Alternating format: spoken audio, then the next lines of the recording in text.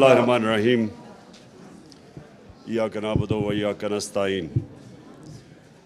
मैं सबसे पहले शाह महमूद कुरैशी, शीरीन मज़ारी और शौकत तरीन, मैं आपका शुक्रिया अदा करता हूं जो आपने 3 सब्जेक्ट्स के ऊपर बात की।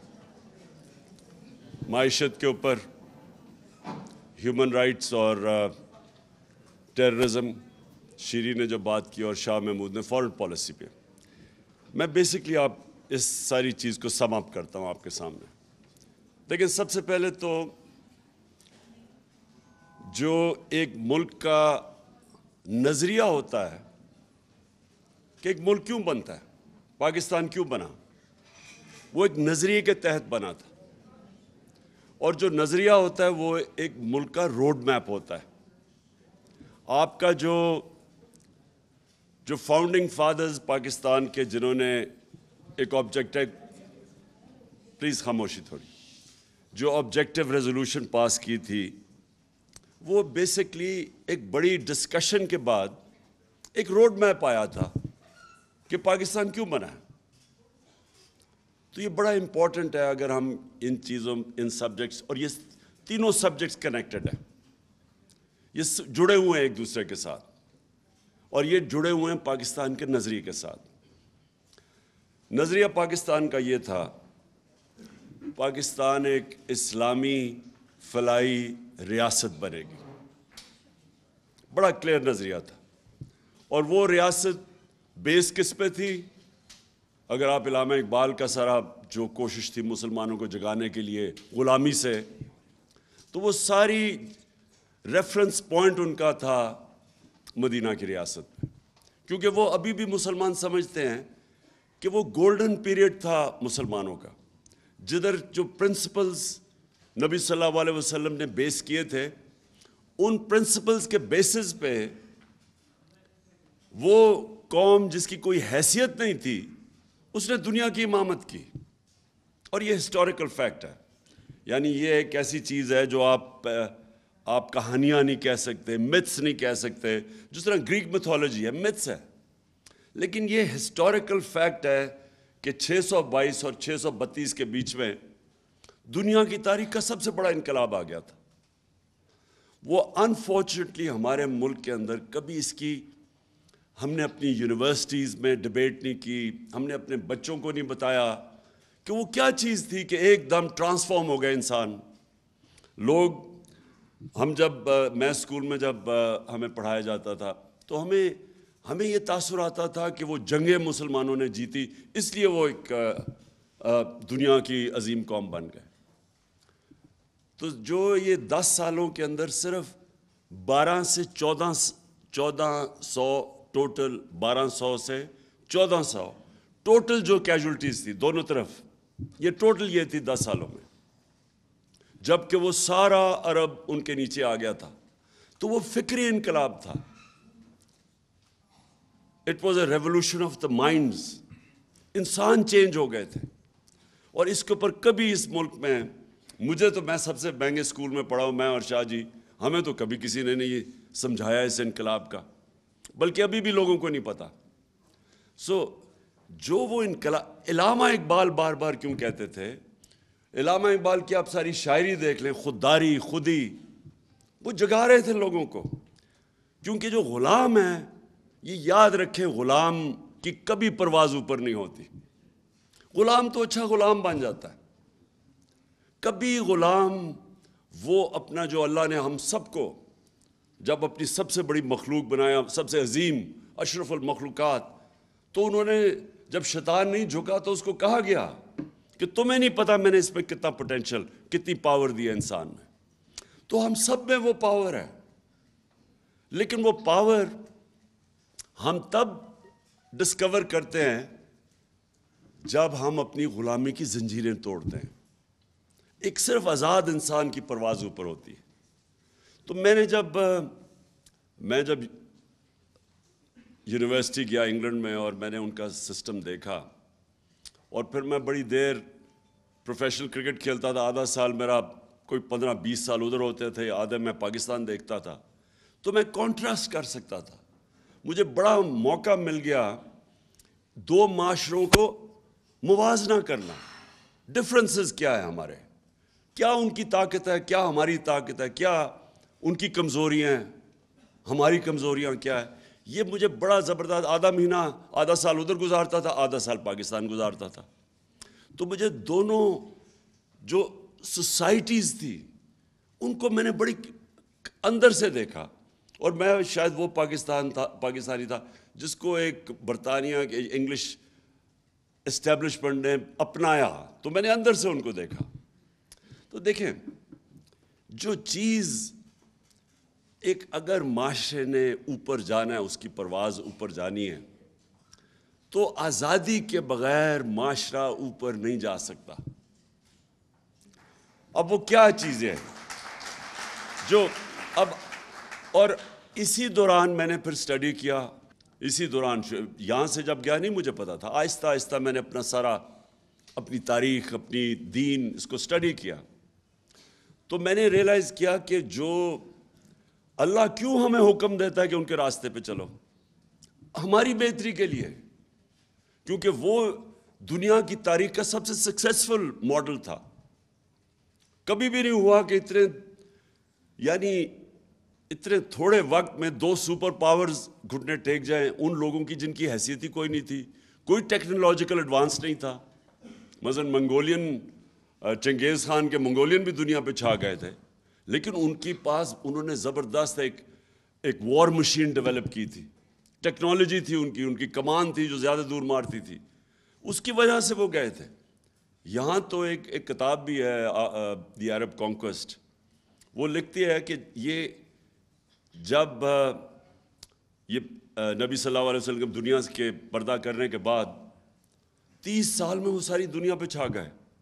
کوئی نئی ٹیکنالوجی نہیں تھی, جو جنگیں ہوتی تھیں ان کے نمبر بھی کم ہوتے تھے, دوسرے زیادہ ہوتے تھے. اور وہ کیونکہ ایک انگریز لکھ رہا ہے, وہ فینومینا اسٹڈی کر رہا تھا کہ کیا چیز تھی, کہ کیا ان کی موٹیویشن تھی. تو مجھے جو افسوس ہوتا ہے کہ ہم نے کبھی اس چیز کو اپنے بچوں کو بتایا ہی نہیں. میں نے رحمت اللہ عالمین اتھارٹی بنائی اسکالرز کی, تاکہ کریکولم ڈیولپ کریں ہمارے اسکول کے بچوں کے لیے, تاکہ بچے یہ سمجھے فینومینا.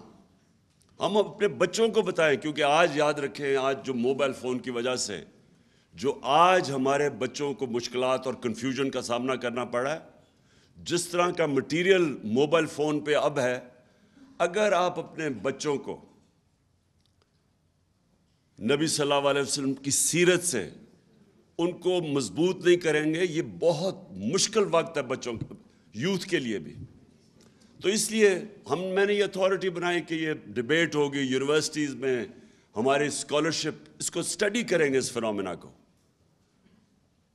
اور اس حکومت نے آ کے وہ بند کر دی اتھارٹی. اگر یہ فینومینا اگر امیجن کرے ویسٹرن سویلائزیشن میں ہوا ہوتا, تو ابھی پتہ نہیں کتنی فلمیں بن رہی ہوتی, کیا ہوتا, کتابیں لکھی جا رہی ہوتی. ان کے ہالی ووڈ کے اندر بتایا, کیونکہ کبھی بھی اتنے تھوڑے وقت پہ اتنے عظیم لوگ ہی نہیں آئے. یہ بھی ہسٹوریکل فیکٹ ہے. جو نبی کے ارد گرد تھا وہ ایک عظیم انسان بن گیا. حضرت بلال جو غلام تھے, انہوں نے 2 جنگوں کے اندر قیادت کی. انسانوں کو بدل دیا. میرا پوائنٹ سارا یہ ہے. اور انسان بدلتا ہے ذہن کے اندر, جب آپ اس کو آزاد کرتے ہیں, اس کو بڑا ضروری تعلیم دیتے ہیں, صحیح تعلیم دیتے ہیں. تعلیم بھی ہر کوئی تعلیم آزاد نہیں کرتی. اور تعلیم اور پھر انصاف. مدینہ کی ریاست کی بنیاد عدل اور انصاف تھی, کیونکہ جو ابھی شیرین نے بڑی بات کی کہ جو جسٹس ہے, جو انصاف ہے, وہ انسان کو حقوق دیتا ہے, اور انسان کے جو ہیومن رائٹس ہیں وہ انسانوں کو آزاد کر دیتا ہے. اور میں نے کیسے دیکھا, کیونکہ میں تو یہاں جب گیا تو یہاں ایوب خان کی ڈکٹیٹرشپ تھی. تو ادھر جب میں نے دیکھا کہ یونیورسٹی اسٹوڈنٹس, ان سب کو اپنے رائٹس کا پتہ تھا. اتنی سی کوئی ان کا وزیر وغیرہ کوئی ایسے لگے کہ اس نے ٹیکس پیئر کا پیسہ غلط خرچ کر دیا، اسٹوڈنٹس بول پڑتے تھے، ڈیمونسٹریشنز ہو جاتی تھی. اتنے آگاہ تھے وہ کہ ہمارے حقوق کیا ہیں. آزاد لوگ تھے، اور آزاد لوگ پریشر ڈالتے ہیں حکومت کے اوپر، اس کی جرت نہیں ہوتی کہ لوگوں کے حقوق کی خلاف ورزی کرے. آزاد قوم اپنے پروٹیکٹ کرتی ہے اپنے حقوق کو. اور آزاد قوم میں آزاد ذہن آتے ہیں، اور آزاد ذہن ہی اوپر جاتے ہیں.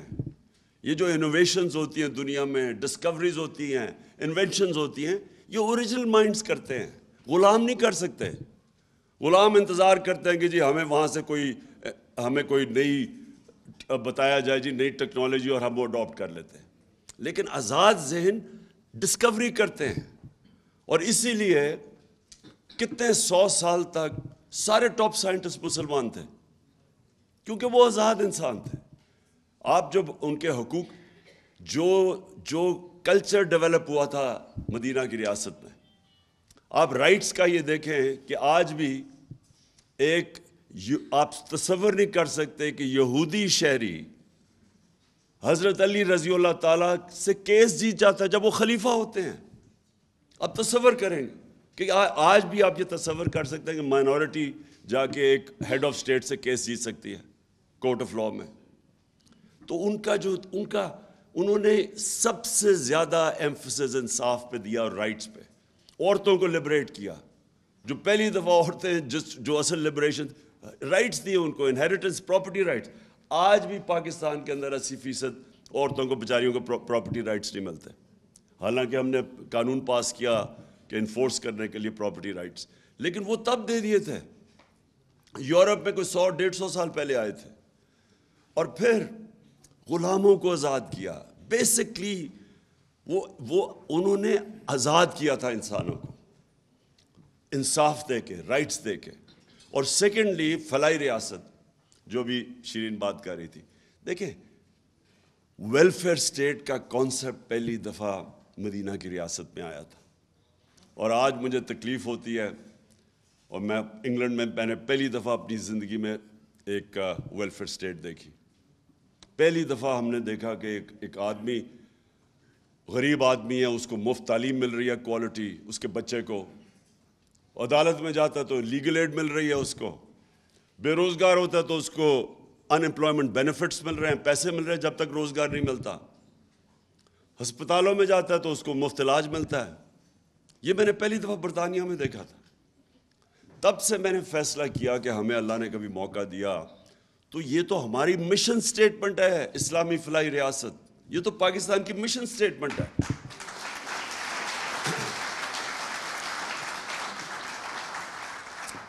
اور پھر یہ جو ہم ابھی شیرین نے بتایا، ہمارا اتنا ہیلتھ کارڈ ہم لے کے آئے، اور آپ اندازہ نہیں لگا سکتے کہ یہ غریب گھرانے کے لیے کتنی بڑی نعمت ہے. آپ اندازہ نہیں لگا سکتے. جو آدمی، میں نے شوکت خانم کینسر ہاسپٹل کیوں بنایا تھا؟ والدہ کو کینسر تھی، تکلیف میں تھی، یہاں کوئی ہاسپٹل نہیں تھا. میں ایک ڈاکٹر کو میو ہاسپٹل میں، مجھے ابھی بھی یاد ہے، ڈاکٹر مسعود ہوتے تھے، میں ان سے کنسلٹ کرنے گیا اپنی والدہ کے اوپر. باہر مجھے اس کی ویٹنگ میں ایک آدمی نظر آ گیا، بوڑھا آدمی. وہ جا کے اس سے وہاں پوچھ رہا تھا کہ اس کا دوائی مانگ رہا تھا. کوئی اس کے جو کمپاؤنڈر جو بھی ہوتا ہے اس کے پاس کہہ رہا تھا کہ ایک طرف پرچی پکڑی ہوئی، ایک طرف دوائیاں پکڑی ہوئی. کہتا میں نے ساری دوائیاں لے لی ہیں. اس نے کہا نہیں، آپ نے نہیں لی، آپ نے ابھی یہ بھی لینی ہے. تو اس کی میں نے شکل دیکھی، بوڑھا آدمی. تو جب وہ گیا، میں نے اسے پوچھا کیا ہوا اس نے کہا یہ سارا دن مزدوری کرتا ہے اور ساری رات اپنے بھائی کے ساتھ بیٹھتا ہے جو کینسر سے مر رہا ہے. تب میں نے فیصلہ کیا کہ ہمارے جیسے لوگوں کو اتنی تکلیف، امیجن کریں بیچارے غریبوں کے اوپر کیا گزرتی. تو سوچے کہ کسی گھر پہ بیماری ہوتی ہے، وہ پہلے سے ہی سبسسٹنٹ مشکل سے اپنا، اور آج کل کے زمانے میں تو میں سوچ بھی نہیں سکتا جو بجلی کا بل دے، بچوں کے اسکول فیس دے، کیا کرے. اور ایک بیماری ہوتی ہے، ساری ایویڈنس شو کرتی ہے کہ ایک ایسی بیماری آتی ہے سب سے زیادہ جو لوگ غربت کی لکیر سے نیچے جاتے ہیں وہ ایک گھر میں بیماری آ جاتی ہے, اس میں سارا گھر بار اپنا پیسہ پوسا خرچ کر کے مقروض ہو جاتا ہے. تو وہ ہیلتھ کارڈ انہوں نے بند کر دیا, اور وہ بے حسی دیکھیں ان لوگوں کی. وہ یہ کہہ رہی ہے کہ عمران خان کو فائدہ ہو جائے گا اس سے, اس لیے بند کر دو. وہ دوسرا بھی سوچ رہے ہاں وہ کہہ رہا ہے, وہ دوسرا کہہ رہا ہے, وہ شہباز شریف, کہ ہاں بند کر دیتے ہیں, اور میں کہوں گا ہمارے پاس پیسہ نہیں ہے.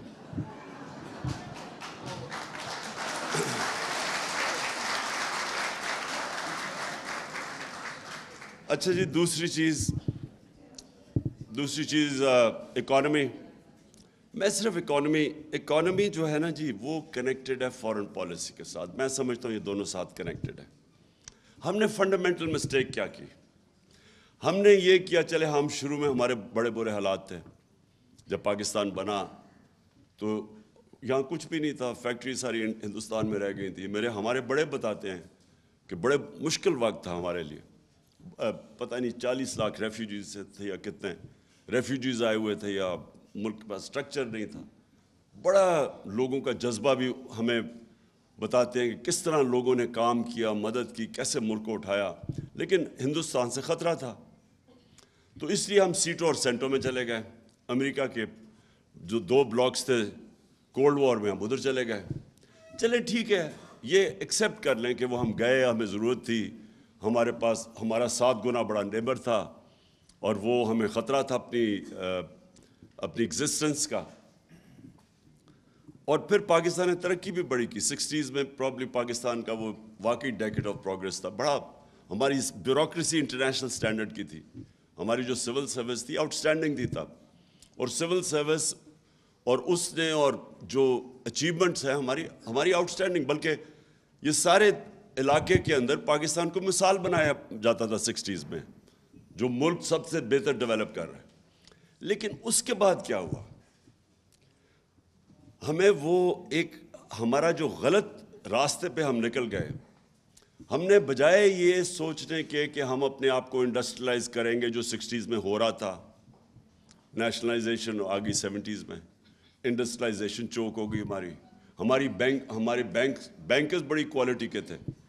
BCCI بن گیا جب انڈسٹریلائز کیا, اور BCCI دنیا میں کوالٹی کا بینک بن گیا. تو ہمارا ملک اس وقت اوپر جا رہا تھا, غلط طرف چلے گئے. ویلتھ کریشن ختم کر دی نیشنلائزیشن سے. اور اس کے بعد جو 80s میں ہم نے یہ سوچا کہ ہم اگر کسی اور کی جنگ یا ان میں شامل ہو جائیں تو اس سے ہمیں ڈالرز ملیں گے. یہ جو ہم ایڈ کے اوپر ڈپینڈنٹ ہوئے, اس نے سب سے بڑا ظلم کیا, کیونکہ یہ دونوں کنیکٹڈ ہے. فارن پالیسی کے اندر بھی آزادی جانی شروع ہوگی جب ایڈ کے اوپر آپ ڈپینڈنٹ ہو جائے, اور جو ہم نے اپنے پیر پہ کھڑا ہونا تھا ہم ہوئے نہیں. دیکھیں, ایک قوم جب تک اپنے ملک کے اندر ویلتھ کریشن نہیں کرتی, اپنے خرچے خود نہیں اٹھاتی, تو وہ تو تھوڑی دیر کے بعد, وہ مقروض ہونے کے بعد غلام بن جائے گی. اس کی آزادی تو جہاں نہیں ہے. اور آپ کی فارن پالیسی کنیکٹڈ ہے آپ کی اکانومی کے ساتھ. جو ہم نے نیشنل سیکورٹی پالیسی جو لیٹسٹ بنائی تھی, اس میں ہم نے دونوں کو کنیکٹ کر دیا کہ صرف فوج نہیں آپ کو بچا سکتی. جب تک آپ کی اکانومی سسٹینیبل نہیں ہے اور اپنے پیر پہ نہیں کھڑا ہوتی, آپ نہیں آزاد فیصلے کر سکتے. لیکن میرا ایک اور, جب ہماری باری آئی گورنمنٹ میں, تو ہم نے یہ فیصلہ کیا کہ ہم نے اب ایک انڈیپینڈنٹ فارن پالیسی کی طرف جانا ہے, اور ہر وہ چیز کرنی ہے جیسے پاکستان میں ویلتھ کریشن ہو. اس کا مطلب ایکسپورٹس بڑھانی ہے. اور یہ ابھی جو شوکت طری نے بتایا کہ یہ جو وزٹ آیا ہے لنڈن سے, اس نے 5 سال کے اندر ایکسپورٹس تو بڑھی نہیں.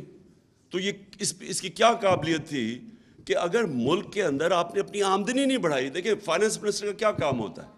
اس کا یہی ہوتا ہے نا, بتانے کے لیے اپنی آمدنی بڑھائے اور خرچے پورے کرے. سمپل ٹرمز میں بتائیں نا, یہ کوئی باقی آپ اکنامک ٹرمز اور جاگن استعمال کریں گے, لیکن بیسکلی جو آپ سب جانتی ہیں, جنہوں نے خواتین بیٹھی ہیں, جنہوں نے گھر کے خرچے پورے کرنے, ان کو بتاتے ہیں کہ یہ ہماری آمدنی ہے, یہ خرچے ہیں, اب آپ نے بیلنس کرنا ہے. تو بیلنس کرنے کے لیے جو آپ کی, جب تک آپ ایکسپورٹس نہیں بڑھائیں گے تو پیسہ کدھر سے آنا ہے؟ اور یہ کون مین، یہ جو آدمی ہے یہ کون مین ہے، کیونکہ یہ تو بہت بڑا فراڈ ہے. اس فراڈ نے، آپ یہ سوچیں کہ 5 سال اگر ہماری ایکسپورٹس ہی نہیں بڑھی تو اس کا کمال کیا ہے کہ جو اس کو آپ لے کے آ رہے ہیں. اس نے صرف یہی نہیں کیا ایکسپورٹس نہیں بڑھی، ہماری ایکسپورٹس بھی نہیں بڑھی، اور جو بنانزا آنا تھا کہ تیل کی قیمت آدھی تھی، جب ہمیں گورنمنٹ ملی ہے ہمارا کتنا 37%، کتنا ہمارا تیل پہ جاتا ہے خرچہ؟ 37.5% جو ہمارا امپورٹ بل ہے وہ تیل سے ہے. تو جب تیل آدھی قیمت پہ تھا تو ہونا تو چاہیے تھا کہ ہمیں اپنے ریزروز بلڈ کرنے چاہیے تھے، ہمیں اپنی ایکسپورٹ بڑھانی چاہیے تھی. اس نے کیا کیا؟ اس نے روپے کو اوور ویلیو کیا، اور میری تھیری ہے اس کے اوپر. اوور ویلیو اس لیے کیا کیونکہ یہاں سے یہ روپیوں کو ڈالر پہ چینج کر کے باہر بھیج رہے تھے تو زیادہ ڈالر آتے تھے، کیونکہ اس کی کوئی اکنامک سینس تو نہیں ہے. آپ کی انڈسٹری بند ہو رہی ہے، ٹیکسٹائل فیصل آباد میں جاؤ تو وہاں وہ ریل اسٹیٹ میں چلے گئے انڈسٹری بند کر کے. تو انڈسٹری کے ایکسپینس پہ، ایکسپورٹس کے ایکسپینس کے اوپر آپ نے روپیہ کے نیچے رکھا ہوا ہے. ایکسپورٹس اسے رک گئی، انڈسٹری آپ کی جو ویلتھ کریٹ کرتی ہے وہ رک گئی، بلکہ بند ہونی شروع ہو گئی. تو کیا وجہ ہوگی پیچھے؟ میں سمجھتا ہوں کہ یہ ہے ہی کرپٹ مافیا. ان کی کوشش ہی یہ ہے کہ میکسیمم یہاں سے پیسہ چوری کر کے باہر لے جاؤ. کوئی دنیا میں مثال نہیں ہے کہ سارا ٹبر باہر بیٹھ گیا جا کے. پاکستان میں گورنمنٹ کر رہے ہیں، لوٹنے کے لیے آتے ہیں پھر باہر چلے جاتے ہیں. اس کی کوئی مثال نہیں ہے. مجھے کوئی بنانا ریپبلک بھی بنائے جدھر اس طرح کا مذاق ہو رہا ہے، اور وہ جیسی ان کی پتہ چلے چوری پکڑنی ہے باہر بھاگ جاتے ہیں. مشرف کے دور میں بھی وہاں باہر بھاگ گیا، این آر او لے کے واپس آ گیا. 10 سال چوری کی، پیسہ باہر لیا، جب پکڑا جانے لگا پھر باہر بھاگ گیا، اور اب این آر او لے کے پھر پاکستان آ گیا. مجھے تو حیرت ہوتی ہے کہ ہمارے یہ جو لوگ ملک کے محافظ ہیں، کیا ان کو نہیں نظر آ رہا کہ ملک کے ساتھ کیا ہو رہا ہے؟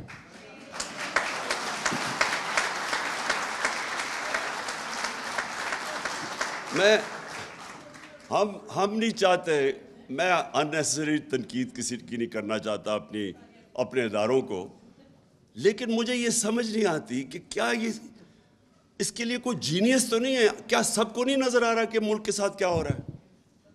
کیا نظر نہیں آ رہا کہ یہ ملک کے ساتھ آپ ان لوگوں کو، جن لوگوں نے اس ملک، ان کے دور، ان دونوں خاندانوں کے دور میں بنگلہ دیش بھی آگے نکل گیا، ہندوستان آگے نکل گیا ہمارے سے.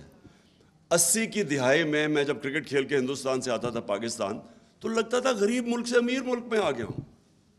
ہم ہمیشہ، ڈاکٹر عشرت حسین اپنی کتاب میں لکھتے ہیں کہ 90s تک پاکستان زیادہ تر اکنامک انڈیکیٹر سے ہندوستان سے آگے تھا، اور بنگلہ دیش کی تو کوئی بات ہی نہیں کرتا تھا. بنگلہ دیش بھی آگے نکل گیا جب سے یہ دو آئے ہیں. یہ اربوں پتی بن گئے، ملک کو مقروض کر گئے. اور کون سی مائنڈ ہے جو ان لوگوں کو واپس مسلط کر رہا ہے ہمارے پہ؟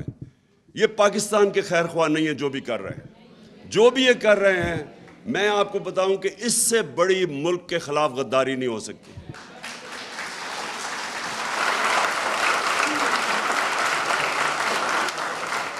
اور تو اور چھوڑیں.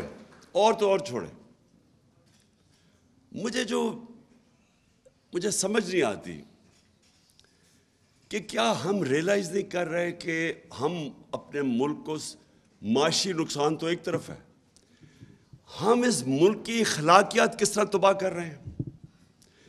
مولانا رومی کی بڑی فیمس سیئنگ میں بار بار ریپیٹ کرتا ہوں کہ انہوں نے سے پوچھا قوم کیسے مرتی ہے؟ انہوں نے کہا قوم تب مرتی ہے جب اچھے برے کی تمیز ختم کر دیتی ہے. یعنی ایک قوم کا جو ایک ملک کولیپس تب کرتا ہے، اکنامک کولیپس بعد میں آتا ہے، پہلے مورلی کولیپس کر جاتی ہے.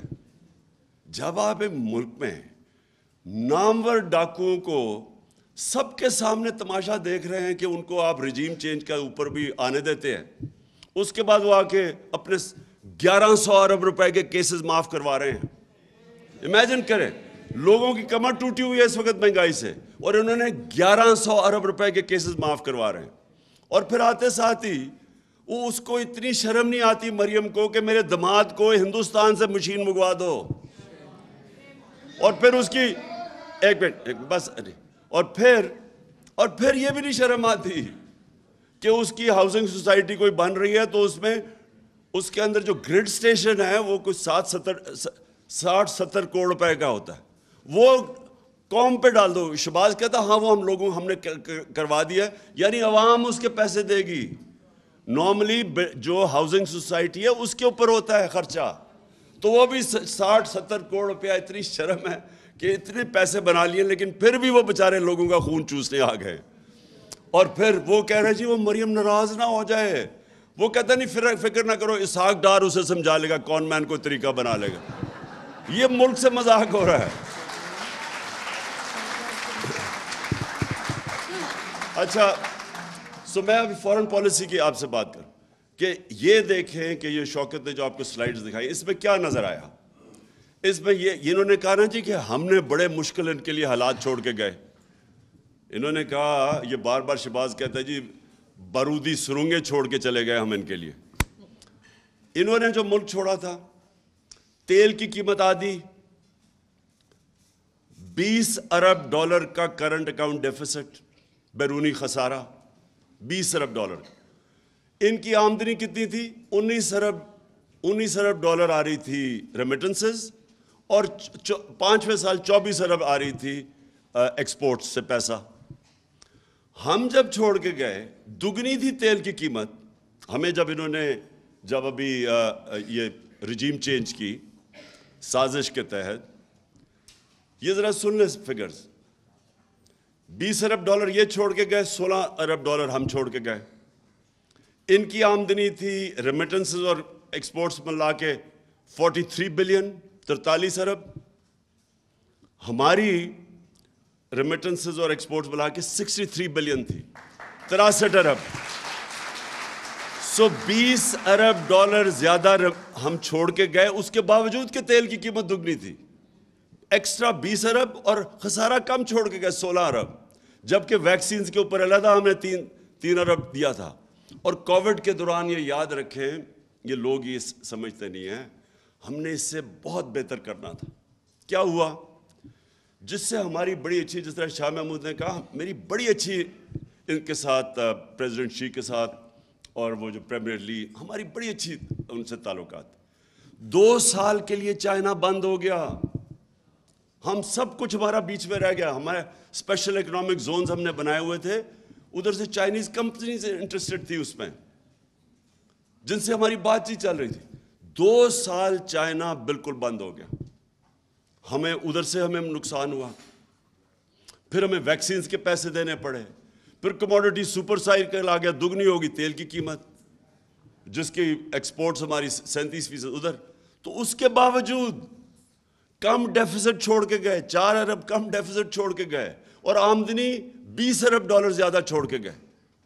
اور ادھر یہ اس کو انہوں نے ابھی جو آپ نے فگرز دیکھے کہ ملک کا ذرا حال دیکھیں آج کدھر پہنچا دیا، کہ آج 5 مہینے میں کوئی دشمن بھی نہیں کر سکتا تھا جو انہوں نے پاکستان سے کیا ہے.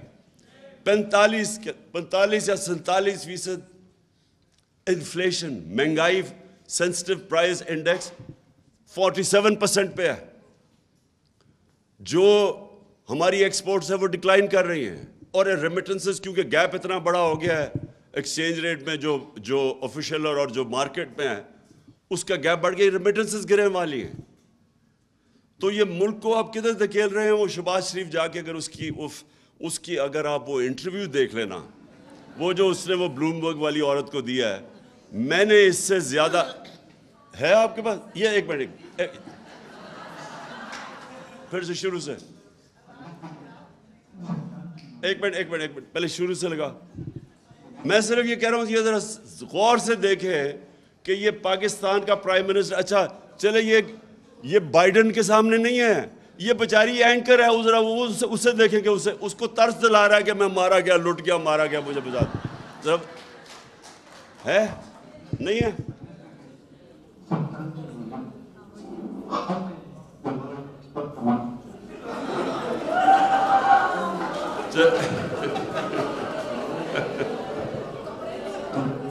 چھوڑو بند کرو اس کو، شکل ہی کافی ہے. میں بس میں ایک منٹ بس میں اب اس کی صرف شکل دیکھ لیں. مارے گئے, ہم لٹ گئے, خدا کے واسطے ہماری مدد کرو, پیسے دے دو نہیں تو پاکستانی تباہ ہو جائے گا, ہمارا ملک بکھر جائے گا. لٹرلی اس نے اس بیچارے, وہ اینکر ہے, وہ جو بائیڈن نہیں بیٹھا ہوا جس سے کہہ کے جی ہمیں پیسے دے دو, وہ اینکر بیچاری گھبرائی ہوئی بیٹھی, کہتا اپنی چینل سے لوگوں کو بتاؤ کہ ہمارا کتنا برا حالات ہے. اینی وے, اچھا جی, اینی وے, آخر میں آپ کو فورن پالیسی کا یہ کہنا چاہتا ہوں. دیکھیں, جب یہ قوم ارادہ کرتی ہے, یہ قوم جب ارادہ کر لیتی ہے کہ ہم نے اپنے پیر پہ کھڑا ہونا ہے, آپ 22 کروڑ پاکستانی ہیں, میں آپ کو یقین دلاتا ہوں کہ یہ قوم, اللہ نے اتنی یہاں نعمتیں دی ہیں. ہم ایک تو چائنا سے ہم بڑا نقصان ہوا ہمیں, وہ 2 سال کہ چائنا بند ہو گیا, ہم انویسٹمنٹ نہیں آ سکی, نہیں تو ہمیں کرنٹ اکاؤنٹ بھی نہیں ہونا تھا, کیونکہ ہمارے پاس انویسٹمنٹ آ جانی تھی کہ کرنٹ اکاؤنٹ نہیں ہونا تھا. دوسرا, آپ کو پتہ ہے کہ ہم نے جا کے لابی کیا, کانڈا ناسٹ جو ایک ٹاپ انٹرنیشنل میگزین ہے, اس نے کہا پاکستان از دا نیکسٹ ہالیڈے ڈیسٹینیشن, کہ وہ ملک جس کے پاس سب سے زیادہ جو چھپی ہوئی ہے, ہڈن پیراڈائز ہے پاکستان ٹورزم کے لیے. انفارچونیٹلی 2 سال کووڈ کی وجہ سے ٹورزم ساری دنیا میں ختم ہو گئی. کہنے کا مقصد یہ ہے کہ ہمارے ملک میں اللہ نے ہر کچھ دیا ہے, لیکن جب تک ایک قوم یہ نہ فیصلہ کرے کہ ہم نے اپنے پیر پہ کھڑا ہونا ہے, اس کو اپنی طاقت کا ہی نہیں پتہ چل سکتا. آج آپ ایکسپیریمنٹ کر لیں, 1 منٹ, آپ ایک ایکسپیریمنٹ کر لیں. اللہ نے انسان کو بنایا ایسے, جب اس نے کہا نا کہ سب سے عظیم مخلوق ہے میری, تو اس کی کئی کنڈیشنز ہیں ادھر پہنچنے کے لیے. ایک چیز اس نے کہ انسان اس نے بنایا ایسا ہے کہ اگر آج میں سوٹی پکڑ کے چلنا شروع کر دوں, میری ٹانگیں کمزور ہو جائیں گی. میں اگر اب بستر میں لیٹ جاؤں, میرا جسم ہی کمزور ہو جائے گا. یہ اللہ نے بنایا. آپ ریزسٹنس دیں گے, آپ بھاری ویٹ اٹھائیں گے, آپ تکڑے ہو جائیں گے. سب سے بڑا پاور ہاؤس آپ کا ذہن ہے. جب ایک انسان فیصلہ کر لیتا ہے نا کہ میں نے یہ کرنا ہے, دنیا کی تاریخ جو لوگوں نے بڑے بڑے کام کیے ہیں, وہ پہلے مینٹلی فیصلہ کرتے ہیں, پھر وہ ایک ہی پلان بناتے ہیں, پلان اے, کوئی ان کا پلان بی نہیں ہوتا. میں ادھر تک پہنچنا ہے چاہے میری جان چلی جائے. اس میں اللہ نے ہمیں اتنی طاقت دی ہے کہ وہ خود ہی انسان کی طاقت نکلنی ہے, اس کو اپنی طاقت ڈسکور کرتا ہے. وہ جب ایک قوم یہ فیصلہ کرے, اور جی دیکھیں عمران خان نے وہ دیکھیں کیا کہہ دیا, وہ روس چلا گیا, جی امریکہ ناراض ہو گیا. اچھا جی, اس نے نریندر مودی کو کہہ دیا کہ وہ ہٹلر سے انسپائرڈ ہے, دیکھیں انڈیا کو ناراض کر دیا. وہ کشمیریوں کے لیے کھڑا ہو گیا, دیکھیں جی وہ کیا کر دیا. یہ کیا کہتے پھر رہے ہیں, وہ جی ہمیں آئسولیٹ کر دیا. ان کا مطلب یہ ہے کہ آئسولیٹ نہ کیسے ہوتا ہے, ان کے جوتے پالش کرنے شروع کر دو, ان کے پیروں میں گر جاؤ. ان کا مطلب یہ ہے کہ لوگ اس کو اچھی فورن پالیسی کہتے ہیں. یہ فورن پالیسی تو آپ 50 سال سے کر رہے ہیں, تو اب تک تو پاکستان کو سپر پاور بن جانا چاہیے تھا لوگوں کے جوتے پالش کر کے.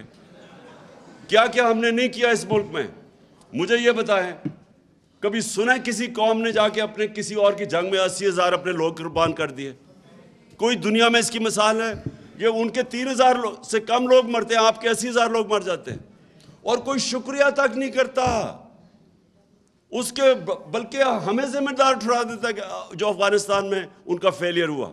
اور میں جب یہ کہتا ہوں کہ پاکستان نے تو تمہارے لیے قربانیاں دی ہیں, وہ ہمیں ذمہ دار ٹھہرا رہے تھے کہ جی دیکھیں طالبان کو پاکستان بیک کر لیا تھا اس لیے وہ ہار گئے. اور مجھے آگے سے کہہ رہے جی یہ نہ کہو, وہ امریکی ناراض ہو جائیں گے. میں صرف آپ کو یہ چیزیں اس لیے بتا رہا ہوں کہ اگر اس طرح کی ہم اپنے آپ کو ذلیل کر کے سمجھتے ہیں کہ پاکستان کوئی پیر پہ کھڑا ہو جائے گا, غلط فہمی میں نہ رہیں. ہم نے ایمل کانسی کو پکڑا دیا, اس کے وکیل نے جا کے وہاں عدالت میں کہا جی جب انہوں نے اس سے جج نے پوچھا کہ یہ تو قانونی کارروائی نہیں ہوئی, اس کو اب ڈٹ کر کے لے گئے ہیں. تو کیسے ہو گیا یہ؟ اس نے آگے سے کہا جی پاکستانی اپنی والدہ بھی بیچ دیں پیسے کے پیچھے، ڈالروں کے پیچھے. تو ہماری وجہ سے ہم نے ذلت کمائی، ہم نے اپنے آپ کو ذلیل کیا. اس کو دوسرے کو ایک رمزی یوسف اس کو پکڑا دیا. ریمنڈ ڈیوس نے دن دہاڑے آ کے 2 پاکستانیوں کو قتل کر دیا، وہ چپ کر کے اس کو واپس بھیج دیا. کسی نے نہیں دیکھا کہ آپ امریکہ میں کر کے دکھائیں نا کسی اور جگہ پہ. پھر 400 ڈرون اٹیک کر دیے. کبھی ہوا ہی نہیں کہ دنیا کی تاریخ میں کہ آپ ان کی جنگ لڑیں وہ آپ کے اوپر ہی ڈرون اٹیک کر رہے ہیں. اس کی کوئی مثال نہیں ہے. اور جو فیصلہ کریں، جس کو جو ماریں کہیں جی یہ دہشت گرد ہے، کوئی ہم تحقیق کریں ڈر کے مارے کہ جی وہ ناراض نہ ہو جائیں. اور اس سے اگر ہم نے یہ جوتے پالش کیے اتنی شیملیسلی اپنے آپ کو ذلیل کر کے، کیا اس سے کوئی فائدہ ہوا پاکستان کو؟ آج گرے ہوئے پیروں میں. آج جا کے نیو یارک میں بیکاریوں کی طرح بھیک مانگ رہے کہ جی ہمیں کوئی بچا لے، فلڈ آ گیا جی یہ آ گیا، کسی طرح کوئی پیسہ دے دے. اس طرح کبھی قوم نہیں بنتی، کبھی آج تک دنیا کی تاریخ میں قوم نہیں بنی. میں بار بار مدینہ کی ریاست کی اس لیے مثال دیتا ہوں، وہ پہلے دن مدینہ کی ریاست ہی بن گئی تھی. انہوں نے جدوجہد کی تھی، انہوں نے مل کے کمیونٹی نے 2 جنگوں کے اندر، جنگ احد اور خندق کے اندر، تو امہ کو خطرہ تھا کہ وہ بچیں گے بھی یا نہیں. فاقے کیے انہوں نے جب انہوں نے سیج کی ہوئی تھی مدینہ کی. نبی صلی اللہ علیہ وسلم نے 2 پتھر پیٹ پہ باندھ کے کام کر رہے تھے، وہاں قربانیاں دے رہے تھے. قومیں قربانیاں دے کے بنتی ہیں. بیکاریوں کی طرح بھیک مانگ کے جوتے پالش کر کے کوئی قوم نہیں بنی آج تک. اور آپ کی فورن پالیسی ریفلیکٹ کرتی ہے. ہم نے جو کوشش کی شاہ محمود نے، ہم نے ایک خوددار فورن پالیسی بنانے کی کوشش کی. ہم نے ان کو بتایا، اور بائی دی وے امریکنوں نے بار بار سگنلز دیے کہ جی یہ تو بدل گیا پاکستان. ہمیں میسیجز دی کہ جی یہ تو it's not business as usual. اور وہ میں آپ کو یہ بھی بتاؤں، میں ویسٹرن مائنڈ سب سے بہتر سمجھتا ہوں. وہ آپ کی عزت کرتے ہیں جب آپ اپنے نیشنل انٹرسٹ کے لیے کھڑے ہوتے ہیں. میں جب صدر پوٹن کے ساتھ بیٹھا 3.5 گھنٹے، میری بڑی لمبی بات ہوئی، بڑی باتیں ہوئیں. میں اس سے یہ بھی اینڈ میں پوچھا، میں نے کہا مجھے بتاؤ باقی جو ورلڈ لیڈرز تھے، جو کیونکہ یہ تو بہت سب کو ملا ہوا ہے 20 سال سے، تو میں اس کے ویوز پوچھا. میں نے کہا فلانا کا بتاؤ، اس کا بتاؤ، اس کا بتاؤ، کیونکہ 3.5 گھنٹے ہو گئے تھے اور بھی بات کرنی تھی میں. تو میں نے اس سے پوچھا اردوغان کا. اب یہ سنیں ذرا. اس نے کہا اردوغان کا کہ دیکھیں یہ کئی دفعہ میں اسے، یہ ہماری پالیسیز میں کلیش ہوتے ہیں، یہ میری پالیسی مانتا نہیں ہے، لیکن میں اس کی عزت کرتا ہوں. کیوں؟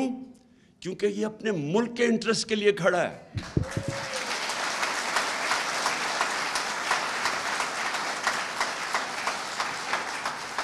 ہماری جو فورن پالیسی ہے، میں آپ کو یقین دلاتا ہوں کہ یہ جس طرح جا کے ابھی چیری بلاسم وہاں سے ہو کے آئی نیو یارک، کوئی آپ کی عزت نہیں کرتا. آپ جتنا مرضی ان کو خوش کرنے کی کوشش کریں، اور ان کے سے اس سے کسی نے ابھی سندھی کسی پولیٹیشین سٹیٹمنٹ دی، بلاول بھٹو نے پھر پاکستان کو مین سٹریم میں لے آیا. کیا مین سٹریم میں لے آیا ہے؟ مطلب یہ ہے کہ وہ ساروں کو جا کے خوش کر کے آیا کہ جی فکر نہ کریں ہم آپ کے غلام ہیں. اور کیا لے کے آیا ہوگا؟ ایک چیز میں یہ کہنا کہ کیا کوشش کر رہا ہوں، دیکھیں جب آپ اپنے نیشنل انٹرسٹ کے لیے کھڑے ہوتے ہیں، دوسرے سمجھ جاتے ہیں. ان کو پتہ ہوتا ہے کہ اپنے نیشنل انٹرسٹ کے لیے کھڑے. اگر ہم روس گئے، امریکہ ناراض ہو گیا، مجھے تو موقع ہی نہیں ملا کیونکہ انہوں نے آتے ساتھ ہی سازش تو جیسے واپس آیا تو گیم چلا دی تھی انہوں نے. لیکن مجھے پتہ ہے کہ میں ان کو کنونس کر سکتا تھا کیونکہ یہ میرا نیشنل انٹرسٹ ہے. میرے برطانیہ کا مجھے ملا آدمی آ کے، اس نے کہا جی بڑے لوگ ناراض ہیں، بلکہ وہ اینکر نے بھی مجھے کہا کہ بڑے لوگ ناراض ہیں جی، آپ اس وقت چلے گئے جب وہ روس ادھر اٹیک کرنے جا رہا تھا یوکرین میں. میں نے اس سے کہا مجھے 22 کروڑ لوگوں نے الیکٹ کس لیے کیا ہے اس لیے نہیں کہ میں دنیا کی جا کے باتیں کروں گی جی اس نے کیا کر دیا تو فلانا کیا کر دیا. میں نے کہا انہوں نے مجھے اس لیے الیکٹ کیا ہے کہ میرے کم از کم 12 کروڑ لوگ، ان میں سے آدھے غربت کی لکیر سے نیچے ہیں، اور آدھوں کو جب مہنگائی کا جھٹکا پڑتا ہے وہ بھی نیچے چلے جاتے ہیں غربت کی لکیر سے نیچے. یعنی کہ دگنی آبادی برطانیہ کی، ان کی تو 6 کروڑ آبادی ہے. ہمارے 12 کروڑ لوگ وہ ہیں کہ جو اگر یہ پرائس شاک پڑے گا تو غربت کی لکیر کے نیچے چلے جائیں گے. تو میری تو وہ پرائیورٹی ہے. میں نے کہا تمہارے ملک میں مصیبت پڑ گئی ہے، مہنگائی آئی ہے، اور ان کے ملک میں کیا مصیبت، وہ کتنے اربوں ڈالر دے رہے ہیں اپنے لوگوں کو، اب سبسیڈائز کر رہے ہیں، یہ انرجی کاسٹ سبسیڈائز کر رہے ہیں، لیکن ان کے تو لوگوں کی سٹینڈرڈ آف لیونگ نیچے جاتی ہے. ہمارے لوگ 2 وقت کی روٹی نہیں کھا سکتے. تو میری تو وہ پرائیورٹی ہے. اور میں نے تو ہر ورلڈ سٹیج پہ یہ کہنا تھا کہ ہمیں اپنی جنگوں میں نہ شامل کرو. میں نے کہا آپ کشمیر کے اندر کوئی ہماری مدد کرنے آتے ہو؟ جو ہندوستان سارے انٹرنیشنل قوانین کی وائلیشنز کر رہا ہے. 1 لاکھ کشمیری مر چکا ہے، شہید ہو چکا ہے. 1 لاکھ کشمیری 30 سالوں میں 35 سالوں میں شہید ہو چکا ہے. کبھی آپ نے ان کی کبھی سوچا ہے؟ تو آپ کہہ رہے ہیں ہم تمہاری جنگ میں آ کے فیصلے آپ کی سائڈ پہ کھڑے ہو جائیں. اور وہ سمجھتے ہیں، یہ ڈیموکریٹک سوسائٹیز اس چیز کو سمجھتی ہیں. اور ہمیں اگر یہ جو یہاں بدقسمتی سے غلام ذہنیت ہے لوگوں کی، ان کو اس چیز کی سمجھ نہیں آتی. جو لوگوں کی ملکوں کی عزت، پہلے تو اپنے نیشنل انٹرسٹ کے لیے کھڑے ہو، اور سیکنڈلی جب آپ قوم اپنے پیر پہ کھڑی ہو جاتی ہے پھر وہ سب کچھ کر سکتی ہے. 22 کروڑ لوگ ہیں ہمارے لیے کوئی مشکل، میں آپ کو یقین دلاتا ہوں جتنا پیسہ پاکستانیوں کے پاس ہے کوئی مشکل نہیں ہے، ہم اپنا قرضے واپس کر سکتے. لیکن قوم بننا سب سے پہلے، اپنے پیر پہ کھڑا ہونا، اس کے بعد خوددار قوم بننا، پہلے اپنی عزت کروانا، پھر دنیا عزت کرے گی. جو قوم اپنی عزت نہیں کرتی کوئی اس کی عزت نہیں کرتا. اور میں آخر میں شیرین ایک ختم کرتا ہوں. دیکھیں یہ جو پاکستان میں ہوا نا، ابھی پاکستان میں، باہر چلے جاؤ نا، باہر جا کے باتیں کرو.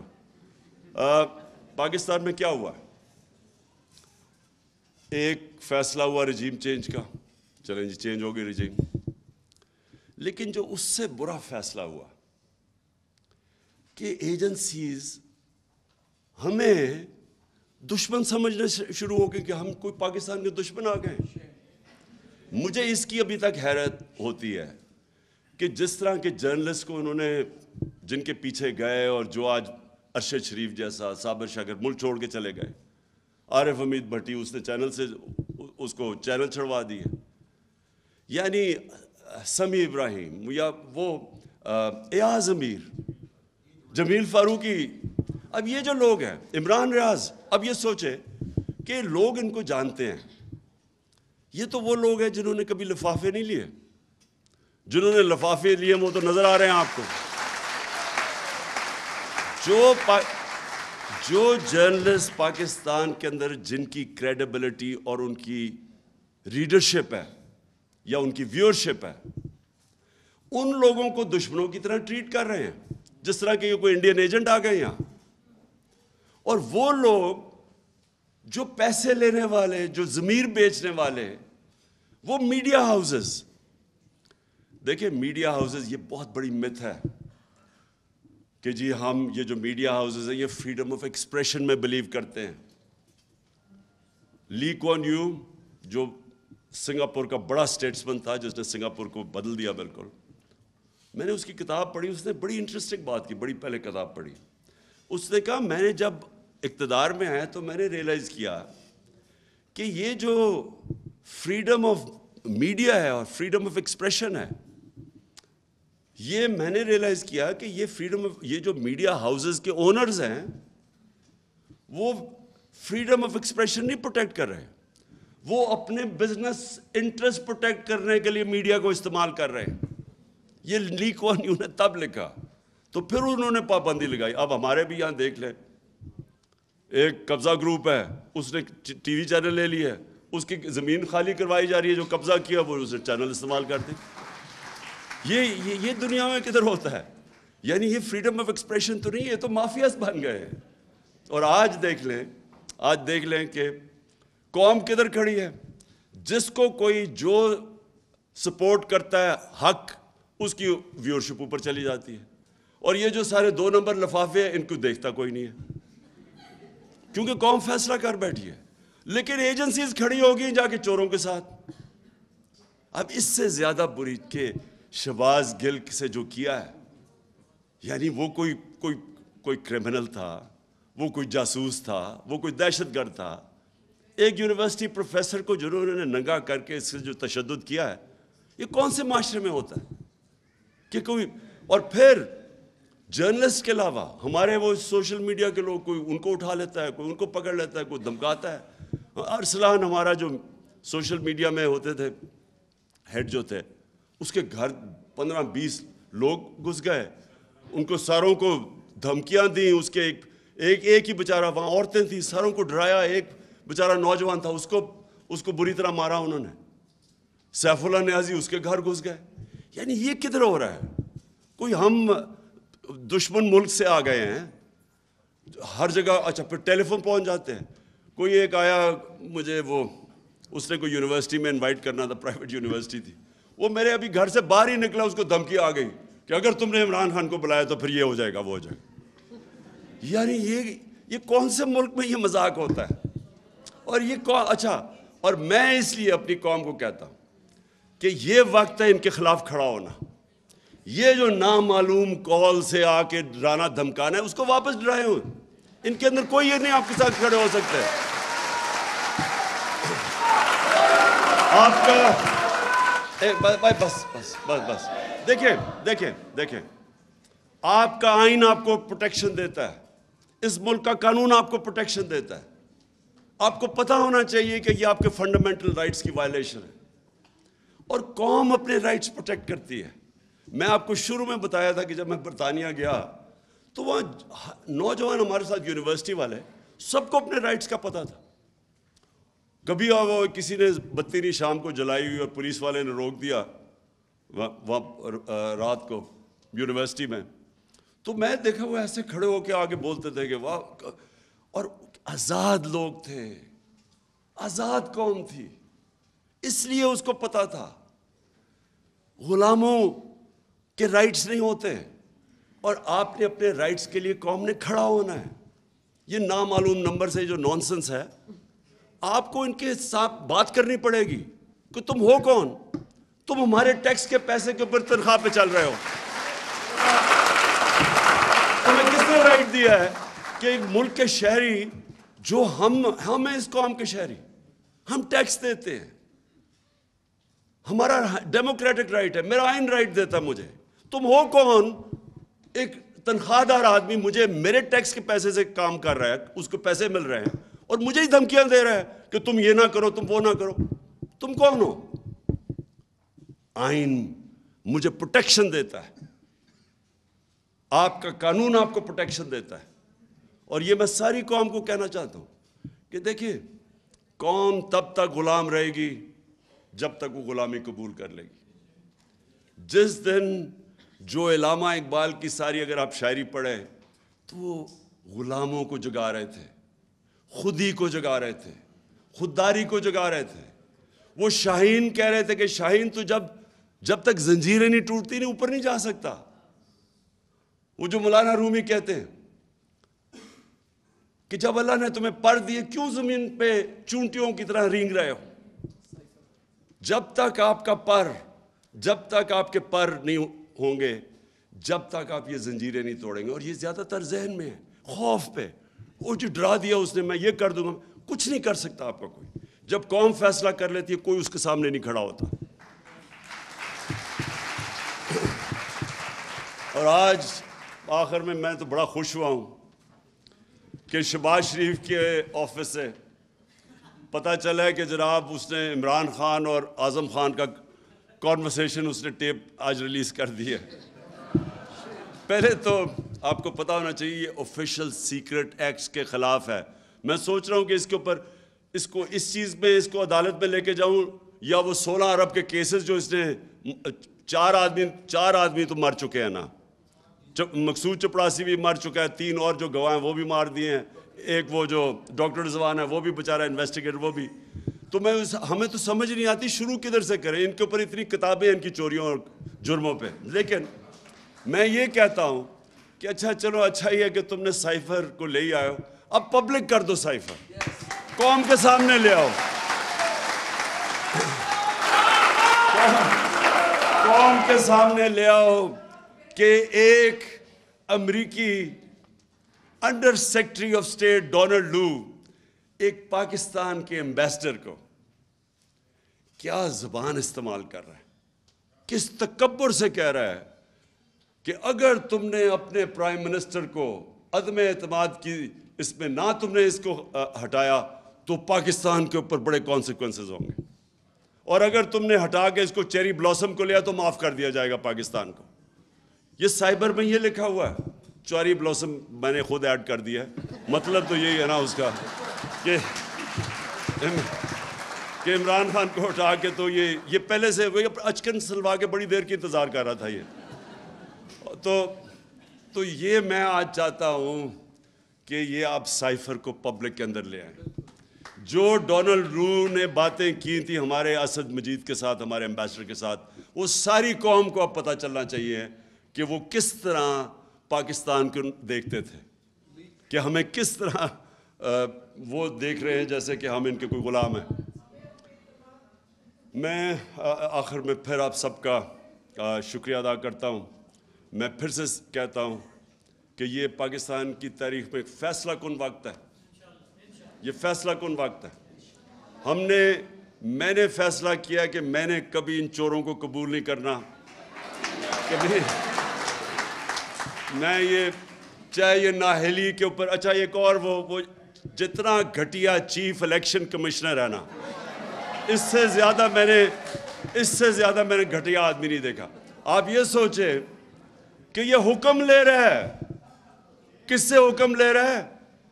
भगोड़ा, झूठा, करप्ट और नहीं नाहिल नहीं, सजा याफ्ता एक चोर से ऑर्डर्स ले रहा है कि जनाब किस दिन हमारे वो रेजिग्नेशन एक्सेप्ट करने हैं। जो मैं कहता था ये साबित हो गया कि ये उनका नौकर है, ये शरीफ ख़ानदान, और ये सारी जो इसने ड्रामे किए हैं मुझे नाहल करवाने के लिए, वो लंदन में बैठा हुआ मफरूर डाकू उसके कहने पे कर रहा है। इसके ऊपर खैर इसके ऊपर तो हमने आगे भी चलना है, क्योंकि इसमें इतनी तो शर्म नहीं कि खुद ही इस्तीफ़ा दे दे इस लेटेस्ट ऑडियो लीक्स के बाद, लेकिन इंशाल्लाह इसको हम अदालत में भी लेके जाएंगे।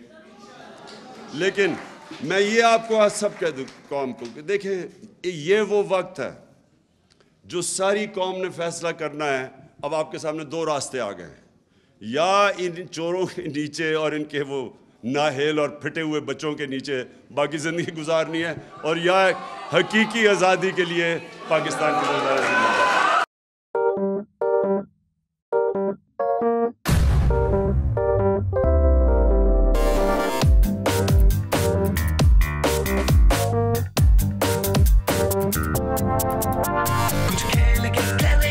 खिलाड़ी अपना सीन ऑन, देख लो भाई देख लो है आखिरी खिलाड़ी कौन, आखिरी खिलाड़ी कौन, कुछ खेल के करेगा ये खिलाड़ी अपना सीन ऑन, देख लो भाई। यहाँ ऐसा कुछ नहीं होगा, दिमाग चलाओ, जवाब बताओ और लाखों ले जाओ। आखिरी खिलाड़ी कौन? सबसे ज्यादा व्यूज, सबसे ज्यादा रील्स और सबसे ज्यादा रेटिंग के साथ बोल अब भी नंबर 1 पोजीशन पर बरकरार। सब्सक्राइब करें और बेल दबाएं ताकि कोई खबर रह न जाए।